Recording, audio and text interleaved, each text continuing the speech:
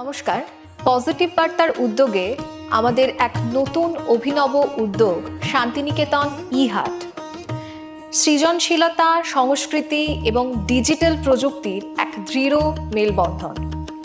এখন থেকে লাইভ সম্প্রচার সরাসরি শুধুমাত্র আপনারা দেখতে পাবেন আমাদের পজিটিভ বার্তা প্ল্যাটফর্মে, সোম থেকে রবি বিকেল 3টে থেকে 5টা পর্যন্ত।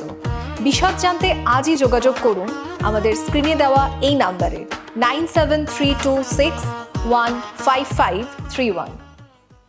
নমস্কার, আমি অদিতি। আমরা চলে এসেছি পজিটিভ বার্তার বিকাশ টক শোয়ের অনুষ্ঠানে। আজকে আমাদের পজিটিভ বার্তার স্টুডিওতে উপস্থিত আছেন স্বাধীন ফার্মাসি কলেজের প্রিন্সিপাল আনজির হোসেন মহাশয়। নমস্কার স্যারকে অসংখ্য ধন্যবাদ আমাদের সাথে আজকে পজিটিভ বার্তা স্টুডিওতে উপস্থিত থাকার জন্য। আজকে আমরা স্যারের সাথে যে বিষয় নিয়ে কথা বলবো তা হচ্ছে antibiotics.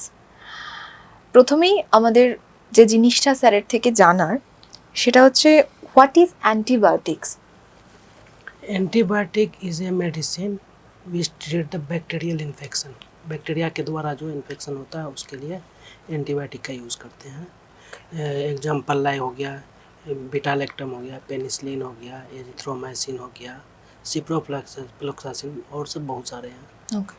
3 positive effects or benefits of taking antibiotics when needed. Benefit उसका सबसे पहले तो वो बैक्टीरिया को किल करते हैं और जो भी उसका कम्प्लिकेशन को होता है उसको रिड्यूस करते हैं और जो स्प्रेड फैलता है इन्फेक्शन उसको भी रोकते हैं। Okay. एंटीबायोटिक के यूज़ के साथ। What is one major long-term negative effect associated with the overuse of antibiotics? इसमें एंटीबायोटिक रेजिस्टेंस हो जाता है क्योंकि उसका ओवर यूज़ हो गया या फिर ओवर यूज़ डोज में ही ओवर यूज़ हो गया या फिर ड्यूरेशन में ओवर यूज़ हो गया, उसके वजह से रेजिस्टेंस होता है जिसके वजह से वो उसका प्रिवेंशन थोड़ा लेट करता है। Okay. Why are antibiotics ineffective against the common cold or flu? Actually common cold flu जो है बैक्टीरियल डिजीज़ नहीं है, वो वायरस डिजीज़ है। वायरल डिजीज़ जैसे कोरोना काल जो आया था, कोरोना में वायरल डिजीज़ होता है।